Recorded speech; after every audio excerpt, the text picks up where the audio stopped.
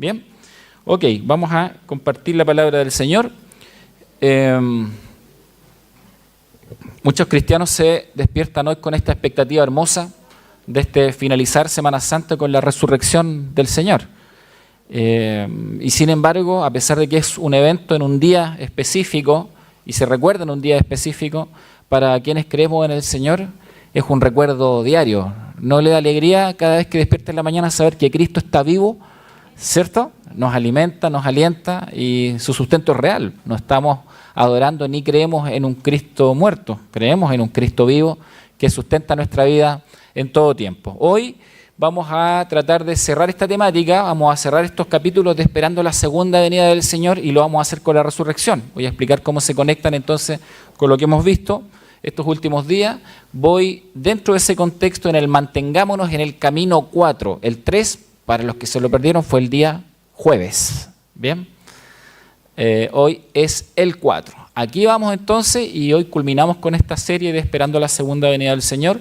Estas son las temáticas que hemos tratado, guiados por la profecía bíblica. Velemos, edifiquémonos, seamos sobrios, eventos futuros, eventos presentes, usemos la armadura de Dios, oremos y soportémonos, congreguémonos, animémonos, crezcamos en discernimiento e influencia, unánimes en sus propósitos y mantengámonos en el camino 1, 2, 3 y 4 el día de hoy.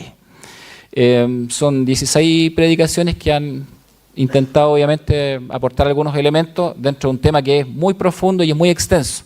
Sin embargo, a través de la predicación intentamos avanzar un poco. Y antes de entrar en sí en la predicación, ¿recuerdan esta imagen? Para los que han seguido las predicaciones, ¿sí? Habíamos hablado de la certeza de la segunda venida de Jesús. Claramente la palabra del Señor nos dice de que podemos estar tranquilos y podemos tener la absoluta certeza de que Jesús viene por su iglesia. La segunda venida de Jesucristo ha sido enseñada por el mismo Jesucristo y cada uno de los discípulos que escribió los evangelios, como también cada uno de aquellos que escribió las distintas cartas del Nuevo Testamento, dan fe y dan testimonio de que Jesucristo vuelve. Y de hecho esa es la promesa con la que termina la Escritura. Cuando comenzamos, o en medio de hablar acerca de lo que es la segunda venida del Señor, planteamos el nexo entre lo que era la historia de las 69 semanas, la profecía de las 69 semanas de Daniel y cómo se conecta con el Apocalipsis. No voy a explicar eso ahora porque ustedes ya lo saben, ¿cierto? Excelente, gracias por no explicarlo, me dice la hermana acá, increíble, ¿no? Ok, después hablamos, hermano. Entonces, y dijimos que nos queda una semana por cumplir en términos de profecía. Y marcamos acá este letrerito, por si alguien está medio perdido, dijimos, usted está aquí, ¿cierto? Usted está aquí en el marco de lo que es la historia. Obviamente hay una cantidad enorme de acontecimientos que ya se han cumplido por la palabra del Señor a través de la historia y hay una parte que falta por cumplir. Bien, y nosotros estamos a la expectativa de ese cumplimiento final. Bien, solamente lo dejo ahí, piensen en ese slide porque al final hay una conexión que vamos a hacer con el tema de hoy. ¿Es importante esperar la segunda venida de Cristo? La Escritura claramente nos dice que es muy importante. Primero, es un mandato de Jesús. Jesús lo dijo que teníamos que esperar su venida y teníamos que hacerlo con fe, con convicción, con tranquilidad, siguiendo al Señor. Sabemos también que es parte de sus promesas, por eso es importante, es parte de las promesas del Señor. Es un deber y privilegio de la Iglesia, la expectativa de la segunda venida de Cristo. No todas las personas creen en la segunda venida, no todas las personas creen en Cristo. Para quienes tenemos el privilegio de creer en Él por gracia y misericordia, entonces la expectativa de su segunda venida tiene que ser parte de nuestra vida diaria. Es señal y testimonio al no creyente. Por otro lado, es aliento y ánimo al que cree. Es el sustento del servicio cristiano. Nosotros servimos al Señor porque tenemos la expectativa de que Él volverá, de que Él vendrá. Le servimos sabiendo de que Él entonces completará y consumará todas las cosas. Él es el cumplimiento de la profecía bíblica, por eso es importante. Todo lo que ustedes vean en profecía en la Biblia, Antiguo Testamento, parte del Nuevo, se cumple en Jesucristo y se cumple con su segunda venida. Bien, y por último, refleja la plena confianza de que Cristo vive. Por eso es importante esperar la segunda venida de Cristo. Cuando la iglesia lo enfatiza y la iglesia lo recalca y la iglesia lo vive, lo experimenta y lo disfruta, está entonces reflejando la plena confianza de que Cristo está vivo, que Cristo vive. Bien, ahora, la importancia del cómo esperamos la segunda venida. No es solamente el hecho de esperar, sino el cómo lo hacemos. ¿Bien? Yo estoy simplemente mostrando algunos elementos que mencionaba en las predicaciones previas, en todas, para que quedemos conectados con lo que vamos a ver hoy. Isaías dice: deje el impío su camino y el hombre inicuo sus pensamientos, y vuélvase a Jehová, el cual tendrá de él misericordia, y al Dios nuestro, el cual será amplio en perdonar.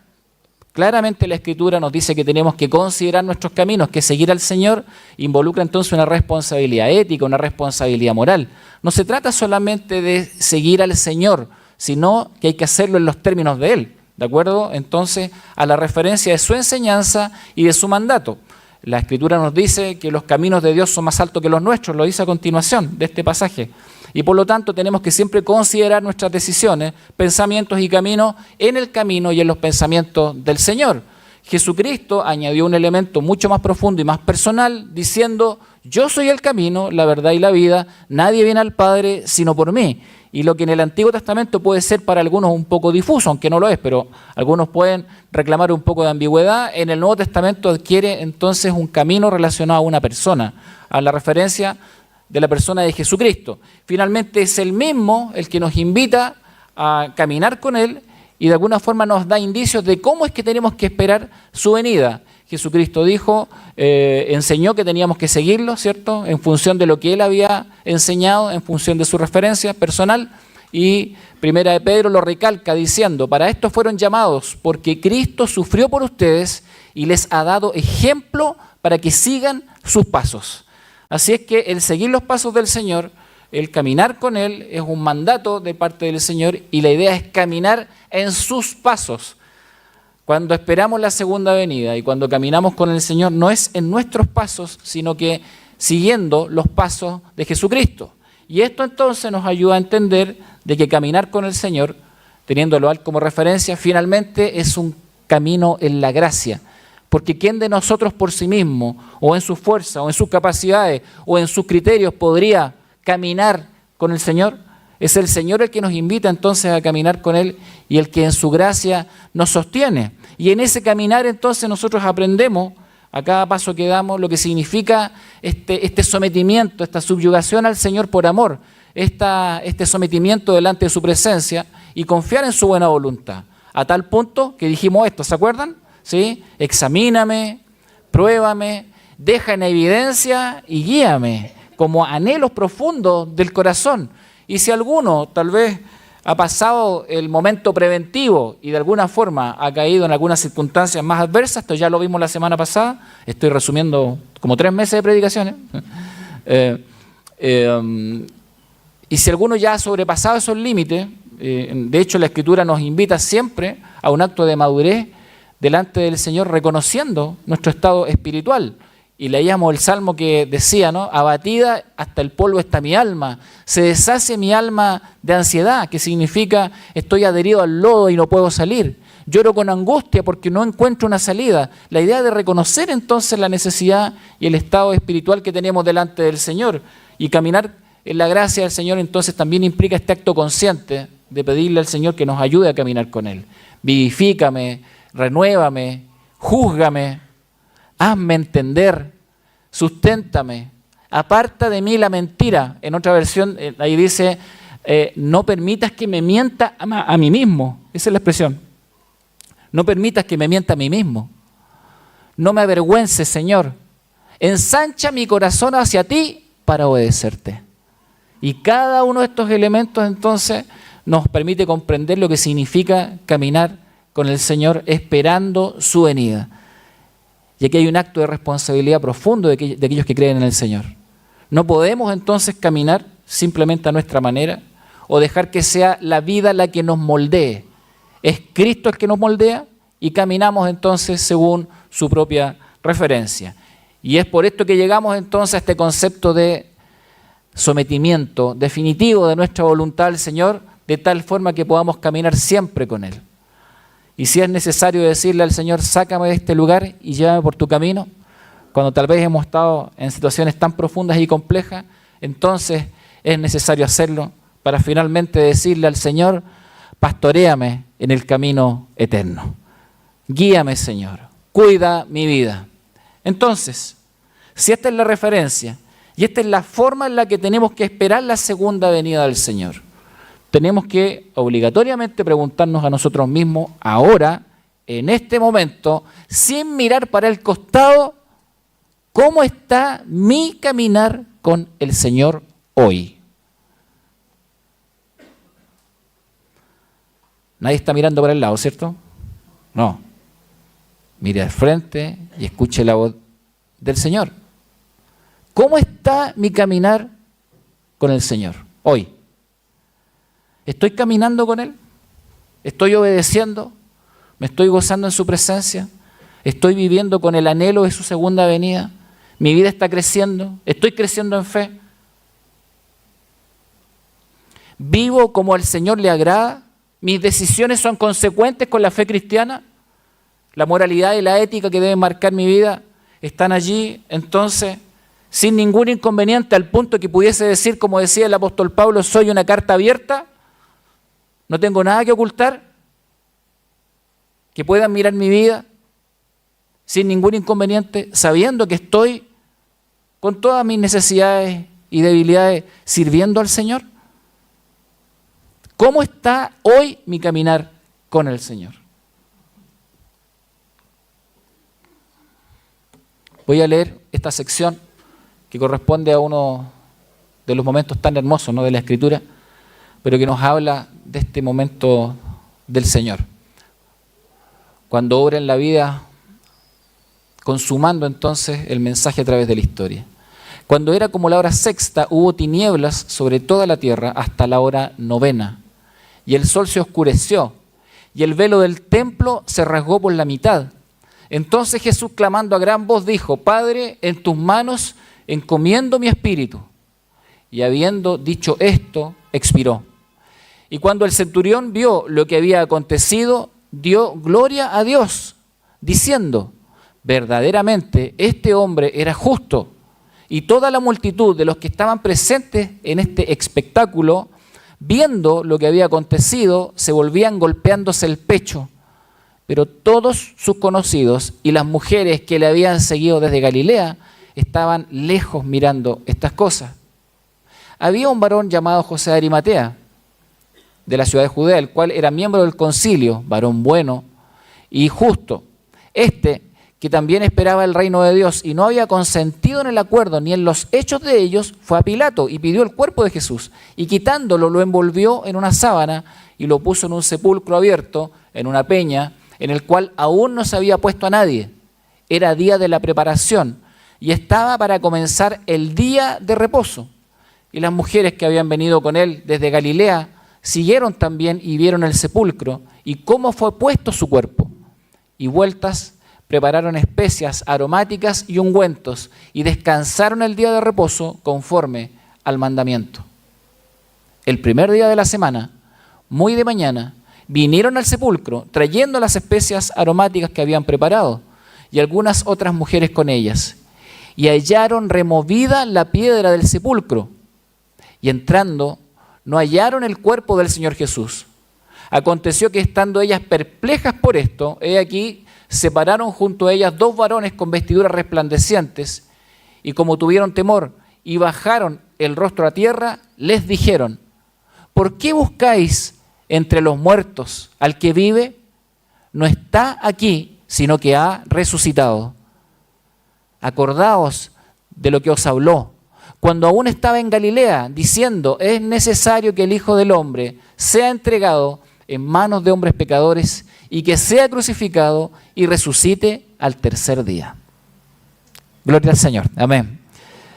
¿Por qué buscáis entre los muertos al que vive? No está aquí, sino que ha resucitado. Este evento marca un antes y un después en la vida cristiana. Los discípulos, quienes habían estado con Jesús, quienes lo acompañaron, quienes comieron con Él, quienes compartieron los momentos buenos y malos y quienes estuvieron con Él hasta el último instante, más allá del tipo de acompañamiento que hayan podido realizar, se sorprenden, tal vez tanto como otras personas, porque ellos más que nadie estaban conscientes de la humanidad de Jesús. Y entender que tal vez el cumplimiento mesiánico en la persona de Jesucristo se estaba cumpliendo delante de sus ojos no es algo tan fácil de aceptar. Allí están ellos yendo a visitar una tumba. Y lo que esperan encontrar es el cuerpo de una persona que falleció. Eso demuestra entonces que lo que Jesús había enseñado no necesariamente había sido comprendido por ellos. Y es evidente que al no ver otro tipo de evidencia, cada una de las personas que se acercó a la tumba de Jesús no tenía la expectativa de la resurrección. Así es que la pregunta, ¿por qué buscáis entre los muertos al que vive? Es una pregunta tremendamente fuerte, porque finalmente les lleva a reflexionar en función de lo que Jesús ya les había enseñado. Y los eventos entonces en la última semana de Jesús van a marcar un impulso en términos de enseñanza. Lo que ellos están viendo en términos de resurrección tiene que ser contrastado con lo que han vivido hasta ese punto. Jesús le dijo a Simón Pedro le dice al Señor, ¿a dónde vas? Jesús le respondió, a donde yo voy no me puedes seguir ahora, más me seguirás después. ¿A qué se refería Jesús y a qué se refería Simón Pedro? Por ejemplo, tenemos la entrada triunfal, tenemos la última cena, tenemos el Getsemaní, la crucifixión y la resurrección. 5 eventos de la última semana. Los 5 que están viendo a los niños abajo, ¿ya?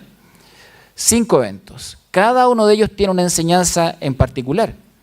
Sin embargo, Pedro tiene la intención de seguir a Jesús hasta el último instante. De hecho, cuando Jesús le responde de esta forma, donde yo voy no me puedes seguir ahora, más me seguirás después, Pedro le sigue preguntando, ¿y por qué no te puedo seguir? ¿Sí? ¿Recuerdan eso? ¿Por qué no te puedo seguir? Jesús le dice incluso, mira, lo que va a pasar es que me vas a negar 3 veces. No solamente no me vas a seguir, sino que me vas a negar. ¿Sí? Pero ahí está el evento. ¿Por qué es importante esto? Porque Pedro tiene la impresión de que puede seguir el camino de Jesús. Al menos lo que él ha entendido en función de la enseñanza de Jesús es que él lo puede seguir. Ahora, él lo siguió en la entrada triunfal. Seguramente estaba allí. Sabemos que estaba en la última cena. Hasta ahí lo siguió. ¿Y en el Getsemaní? Estaba durmiendo. Ay, sí, en el Getsemaní ya tenemos un inconveniente, ¿cierto? Efectivamente, estaba durmiendo. O al menos se quedó dormido varias veces. Tuvo la intención de seguirlo, caminó con él, probablemente oró un poquito, como a todos nos pasa de vez en cuando, y se quedó dormido. Estaba muy cansado, dice el texto bíblico. Estaba muy agotado. Los eventos en este último instante en la vida de Jesús son muy, muy intensos. Así que él estaba agotado en muchos sentidos. Agotado emocionalmente, agotado espiritualmente, agotado físicamente. Así que el Getsemaní viene a ser casi un momento a solas de Jesús con el Padre, porque los discípulos están a un tiro de piedra, dice la Escritura, cerca, pero durmiendo. Jesús les tiene que decir, ¿no son capaces de velar conmigo 1 hora siquiera? ¿Sí? Así es que, si bien es cierto, Pedro lo quiere seguir, está con él en un evento, está con él en la última cena, en el Getsemaní está presente, pero es como mucho a veces en una reunión, ¿no? ¿Sí? Presente de cuerpo, pero con el corazón bien lejos. Bien, el Getsemaní. ¿Y en la crucifixión? ¿Qué dicen ustedes? ¿Dónde estaría Pedro? ¿Perdón? Sí, ya había huido acá, ¿cierto?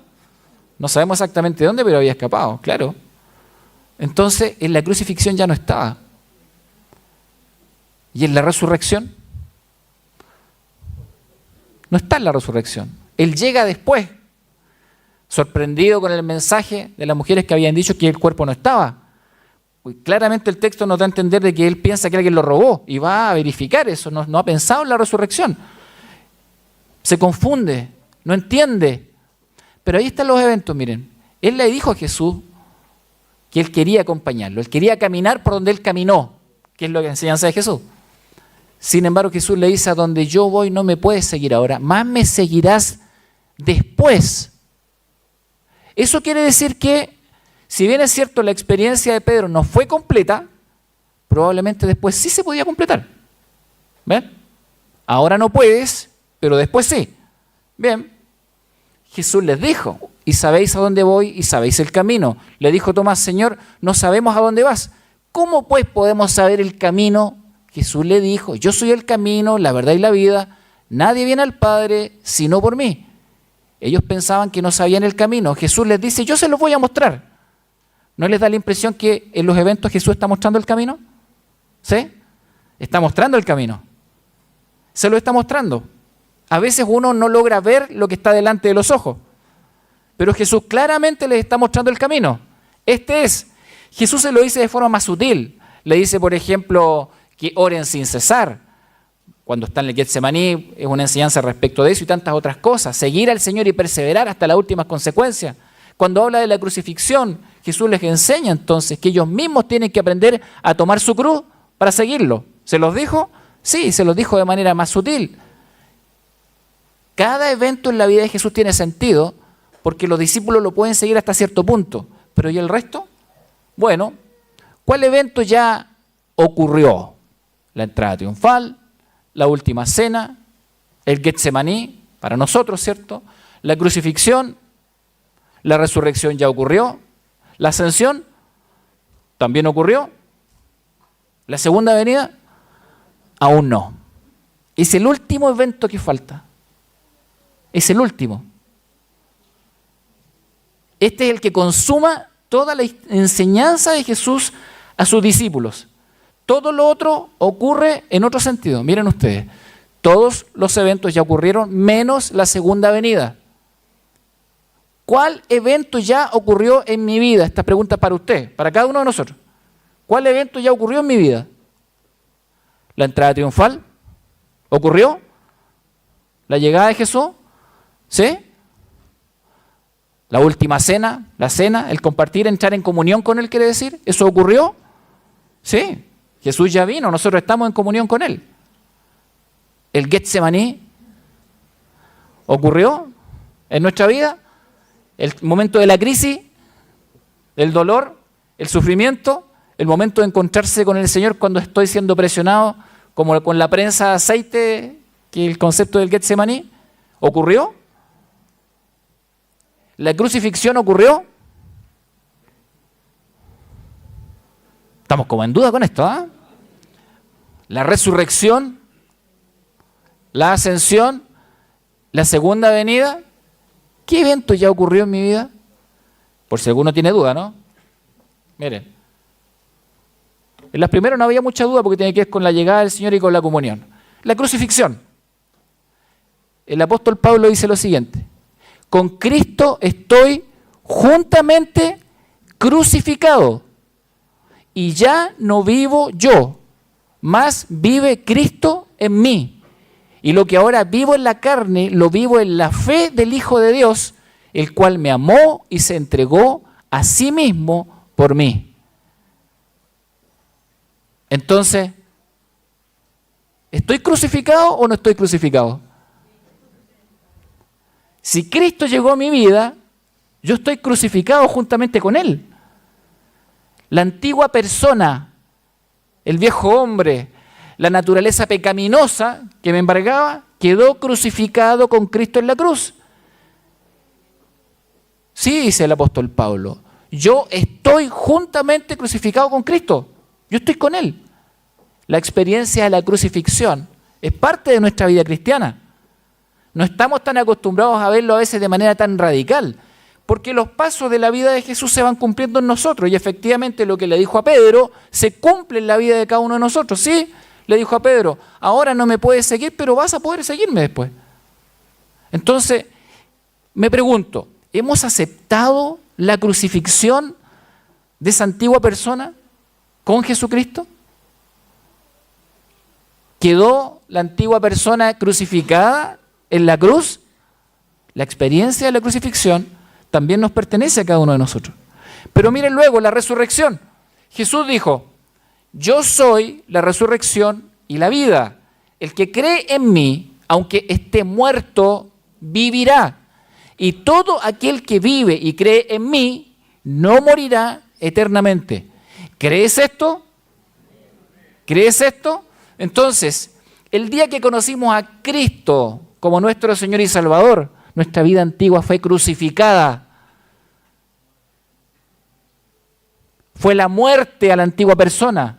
Así dice la Escritura.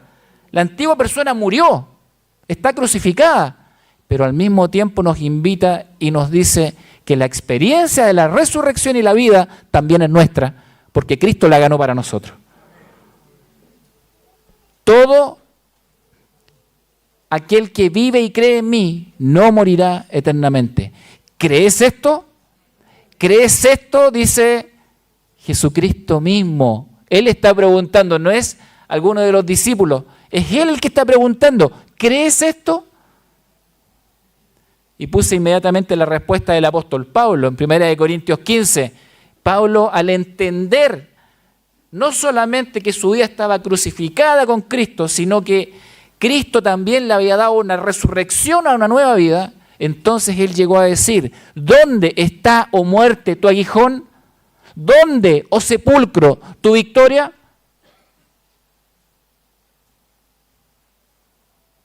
La muerte no afecta al que cree. La resurrección es parte de la experiencia de la vida cristiana. Lo que tenemos hoy es una nueva vida en Cristo Jesús. Hemos sido resucitados a una nueva vida. Si usted se pregunta por qué son tan difíciles algunas cosas en términos de conducta, de conciencia moral, de decisiones, a mí me da la impresión que mucha gente no entiende que su vida antigua fue crucificada con Cristo. Y que mucha gente no entiende que la resurrección no es simplemente un evento futuro, sino que ocurrió el día que le entregamos nuestra vida al Señor. Hemos sido resucitados a una nueva vida. Y la Escritura nos dice que las cosas viejas pasaron. Aquí, todas son hechas nuevas. Amén y gloria a Dios, ¿cierto? Todo ha sido hecho nuevo en Él. Esa es la experiencia de la resurrección. Si no, significaría que el Señor por misericordia nos dio salvación, pero que después somos nosotros los que estamos a cargo de defenderla de alguna manera, por nuestras debilidades. Por supuesto tenemos que esforzarnos, pero nos esforzamos dentro del marco de lo que el Señor ha hecho y ha ganado para nuestra vida. Sí, la ascensión, ¿usted cree que la ascensión se cumplió solamente en Cristo? Miren lo que dice el apóstol Pablo en Efesios 2:6. Y juntamente con Él nos resucitó y asimismo nos hizo sentar en los lugares celestiales con Cristo Jesús. ¿Desde dónde miramos la vida? ¿Desde dónde entendemos nuestra realidad? ¿Desde dónde entendemos nuestros conflictos? ¿Desde dónde entendemos nuestras necesidades? La Escritura dice, puestos los ojos en Jesús, el autor y el consumador de nuestra fe. Nos invita a mirarlo a Él y a mirar la vida y las relaciones interpersonales desde los ojos del Señor. Sí, la ascensión también es una experiencia espiritual en la vida de cada uno de nosotros. Jesucristo quería que entendiéramos las cosas celestiales. En algún reclamo por allí que ya hemos analizado en alguna otra predicación, Jesús dice, ¿les puedo enseñar las cosas celestiales o espirituales si no me creen las terrenales? Y juntamente con Él nos resucitó. Y asimismo nos hizo sentar en los lugares celestiales con Cristo Jesús. Así que mire usted, todos los eventos que vimos ya se cumplieron en nuestra vida porque nosotros hoy estamos en Cristo Jesús. En Cristo Jesús. Digo esto porque también lo he conversado con muchas personas. Por eso es importante que el bautismo sea hecho a una edad en que la persona es plenamente consciente de lo que el Señor ha hecho. Tiene que ser en un momento en que es plenamente consciente porque allí se cumple la Escritura y ahí es cuando la persona puede entender y comprender lo que Cristo ha hecho en su vida. Entonces, la persona cuando se bautiza entiende que la inmersión simplemente es un símbolo, pero al salir del agua comprende entonces la idea de la resurrección. Es un símbolo, es una señal para el resto, para mí, pero de que comprendo profundamente la Escritura. Sí, estos eventos ya ocurrieron en nuestra vida, queridos hermanos. El Señor entró triunfalmente, ya estamos en comunión con Él estamos juntamente crucificados, hemos sido resucitados y estamos con Cristo sentados en lugares celestiales. ¿Qué le parece? Todo lo que Él ha hecho. Y todo esto es posible porque quien obró en la vida de los discípulos y en nuestra propia vida es el Cristo resucitado. Cuando usted mira la Escritura y se encuentra con la conversión del apóstol Pablo, por ejemplo, ¿Quién se le presenta a Pablo? El Cristo resucitado. Eso es lo que dice el apóstol Pablo, es el Cristo resucitado el que transformó mi vida. ¿En quién entonces vienen a confiar Tomás, Pedro, Juan, los discípulos? Antes, ellos no habían comprendido el misterio del Evangelio y el misterio de la persona de Jesús. La resurrección le da sentido. Quien se presenta delante de ellos es el Cristo resucitado. ¿En quién creyó María Magdalena cuando llega a la tumba y finalmente da testimonio de la resurrección de Jesús? En el Cristo resucitado. Es el Cristo resucitado el que se presentó a cada uno de los discípulos, el que se presentó a Pablo, transformó su vida y es el Cristo resucitado el que llegó a nuestra propia vida. Eso es muy importante entender. No llegó un Cristo a medias. El que llegó a nuestra vida hoy, el que llegó a nuestra vida en el instante en que creímos en Cristo como Señor y Salvador, es el Cristo resucitado. Por tanto, hoy también recordamos nuestra propia crucifixión. Siempre hablamos de la crucifixión de Jesús, ¿cierto? ¿Y no deberíamos recordar también nuestra propia vida crucificada juntamente con Él? Y entonces renovar nuestro compromiso. Quiero que lo piense después cuando compartamos Santa Cena. ¿De qué estoy haciendo memoria? Generalmente los seres humanos somos buenos para hacer memoria y a interpretar todo en términos de beneficios personales. Y está bien, esto es un gran beneficio, pero que también conlleva ciertos deberes, responsabilidad. Por supuesto, hoy también recordamos nuestra propia crucifixión. Hoy también recordamos nuestra propia resurrección. Hoy también recordamos nuestra ascensión, estar con Cristo, estar con Él. ¿Qué tal sería si cada vez que tenemos que enfrentar grandes decisiones pensásemos que nuestra mano también está allí, juntamente crucificado con Él?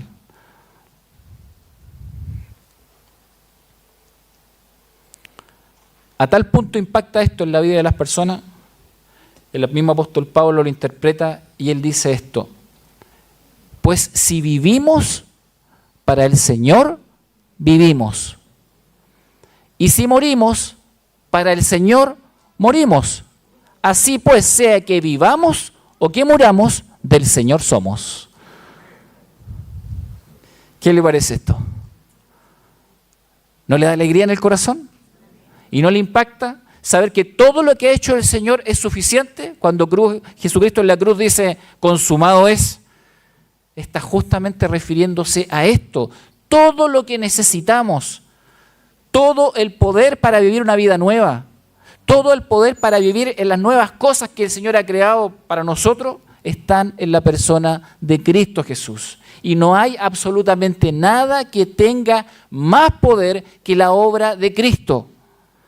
A veces gastamos tantas palabras en darle tanto poder al enemigo y se satanizan tantas cosas, ¿no? Y el enemigo aquí, el enemigo allá, lo he dicho en otra oportunidad, como si fuese omnipresente, que en realidad no lo es. No tiene los atributos de Dios. No es omnipotente, no lo sabe todo, no es omnisciente. La gente le da más poder del que realmente tiene. Pero para quienes hemos creído, lo que Jesucristo ha hecho es suficiente. Y es todo el poder que un cristiano necesita entonces para vivir una nueva vida en Cristo. Si yo estoy crucificado con Cristo, si mi vida ha sido resucitada por Él, si hoy estoy viviendo en lugares celestiales en Cristo Jesús, si entonces la gran respuesta que muchas personas buscan respecto de lo que es la vida, el fin de la vida, la continuidad de la vida, la realidad o la enseñanza acerca de la muerte, si realmente yo tengo esa respuesta, lo que me permite vivir en paz, esa paz que sobrepasa todo entendimiento, entonces yo también puedo decir, como lo dijo el apóstol Pablo, si vivo, vivo para el Señor, si muero, muero para el Señor, ya sea que viva o que muera, le pertenezco al Señor. Mi vida es de Él, su gracia me sostiene, Él me ha dado una vida nueva, la disfruto. Me alegro en su presencia. Falta un evento. El último. Los demás ya está todo cumplido. Jesucristo ya lo hizo todo y lo hizo todo en nosotros. Entonces, ¿qué hacemos aquellos que estamos crucificados? Aquellos que hemos sido resucitados. Aquellos que hemos sido elevados a una vida nueva. ¿No les parece que tenemos grandes motivos para esperar el último evento? Miren, la certeza de la segunda venida es tal que en Apocalipsis 1, he mencionado muchos pasajes, tomé este, dice allí, he aquí que viene con las nubes y todo ojo le verá, y los que le traspasaron, y todos los linajes de la tierra harán lamentación por él. Sí, amén. No hay ninguna duda. El apóstol Juan lo que está diciendo es algo muy claro. He aquí, esto va a ocurrir. Pero además dice, todo ojo le verá. Miren esta frase respecto de lo que recordamos esta semana y lo que hemos visto en el texto. Y los que le traspasaron. En muchos sentidos. Todos los que han hablado mal del Señor a través de la historia. ¿Cuánta gente habla mal de Dios hoy? ¿Cuánta gente habla mal de Cristo hoy? Y los que le traspasaron, y todos los linajes de la tierra harán lamentación por él, en el sentido de que se van a lamentar delante de él. Sí, amén, dice Juan. Es muy cortante, muy concreto. Y agrega esta expresión de parte de Jesús. Yo soy el alfa y la omega, principio y fin, dice el Señor. El que es y que era y el que ha de venir. El Todopoderoso. El Todopoderoso. No hay absolutamente ninguna duda. El apóstol Juan no la tiene. Él vio al Cristo resucitado. Escuchó su promesa. Y no tiene ninguna duda de que Cristo va a cumplir su promesa. No tiene duda de que Cristo va a volver. Así es que hay una absoluta certeza en la segunda venida. Y eso entonces es muy importante. La segunda venida aún no ha ocurrido, pero es un evento tan seguro que define nuestras vidas y nuestra relación con el Señor de forma irreversible. ¿Sí? No ha ocurrido, pero define totalmente nuestra relación porque es un evento seguro. No depende de lo que nosotros creamos o no creamos. Depende de lo que el Señor dijo. Y Él ya prometió entonces su venida. Dice luego, la segunda venida implica la evidencia final. ¿Para quién? Para el que no cree. De que la vida y obra de Jesús es real. Escuche muy bien esto. Quienes creemos en Cristo no necesitamos verlo venir. Tenemos la certeza de quién es Él y de que volverá y cumplirá todas sus promesas. La segunda venida, donde todo ojo le verá, es para que el resto de las personas y las naciones digan, efectivamente, Él es el Señor. Pero hermanos, nosotros no necesitamos que la segunda venida ocurra ahora para saber quién es Jesucristo. Nosotros lo sabemos ahora. Y no necesitamos que la segunda venida haya ocurrido para creer perfectamente que esto sí va a pasar. Tenemos certezas. Quienes creemos en Cristo no necesitamos verlo venir. Sabemos que Él volverá. Entonces, usted está aquí. Dije que iba a cerrar esta imagen, ¿cierto? En términos históricos. Pero por todo lo que acabo de decir, crucifixión, resurrección, ascensión y seguridad de la segunda venida, nosotros estamos ahí. Nosotros estamos allí. Estamos al final de la historia. Porque todo lo que queda por cumplirse se va a cumplir. Lo que hace la profecía bíblica, tanto en el Antiguo como en el Nuevo Testamento, es llevarnos al final de la historia, es decirnos cómo va a terminar. Es anticiparnos el final de la historia para que nosotros hoy vivamos como personas que aman y sirven al Señor. Entonces, ¿dónde está usted hoy? Sí, históricamente estamos aquí, pero espiritualmente ya estamos allá, estamos en el final de la historia. El apóstol Pablo escribió y dijo, ¿quién espera lo que ya tiene? Su expresión es muy fuerte, porque él dice incluso que la esperanza es algo menor. Porque si uno tiene la absoluta seguridad en las promesas del Señor, en la palabra de Dios, en la obra del Señor, entonces uno no necesita ver cumplidas ciertas cosas. Simplemente creer lo que el Señor ya prometió. Ya hemos sido crucificados, ya hemos sido resucitados, ya hemos sido ascendidos espiritualmente y tenemos la absoluta certeza de la segunda venida. Usted puede ir tranquilamente al final de Apocalipsis y hacer lo suyo. Léalo con alegría. Lea los últimos capítulos de Apocalipsis como la consumación de lo que el Señor ha hecho, su victoria a través de la historia. Léalo con paz en su corazón. Lea para usted esas palabras donde dice que Él enjugará todas lágrimas de los ojos de ellos.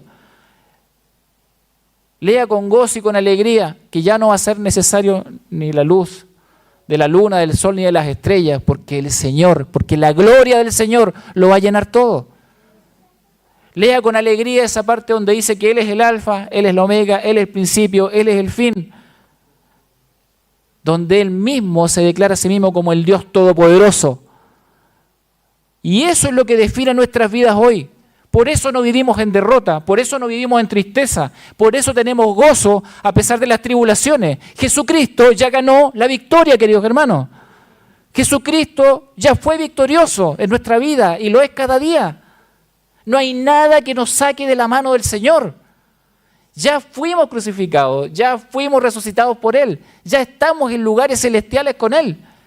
Y la segunda venida para nosotros es como si ya hubiese ocurrido, porque Jesucristo no va a esperar la segunda venida para ser el Señor de nuestras vidas. Jesucristo es Señor hoy de nuestras vidas.